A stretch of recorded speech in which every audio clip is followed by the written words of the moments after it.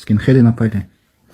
Это делайте для меня дуа, чтобы все хорошо было у меня.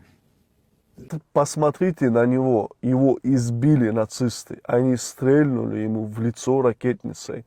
Вот эти шрамы, и это видно. Сейчас всячески раскручивают тему, что имам Али якобы сердечный убийца и так далее. Посмотрите на его лицо. Это видеокружок он отправил сразу после того, как подвергся вот этому избиению со стороны скинхедов. А на лице у него следы от того, что ему в лицо, помимо этого всего, стрельнули ракетницей. И вы потом удивляетесь, почему он взял с собой нож, пишете, у него был злой умысел. Да он просто хотел защитить свою жизнь в случае чего. Касательно же группировки, в которой состоял этот убитый скинхед по кличке Квас, оказалось, что это очень грязная группировка. А глава русской общины Тыкачук всячески их защищает. Я сейчас вам включу, вы будете в шоке. Все знаете, в сеть выбросили ролик с тем, как наши подзащитные парни, значит, там расправляются с другим парнем, который их в соцсетях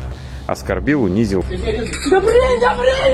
Значит, ну, вменяют самую поганую статью, там, чуть ли не изнасилование групповое, хотя там, да, мальчишки не правы, побаловались фалоимитатором.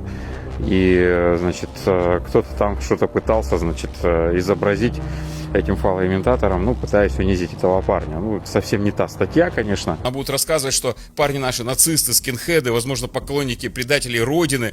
Будьте внимательны. Распространите максимально, и пусть люди знают, с какими животными пришлось иметь дело нашему имаму Али. Возможно, ваш репост и станет причиной этого резонанса, который поможет нашему братику. Баракаллаху фикум.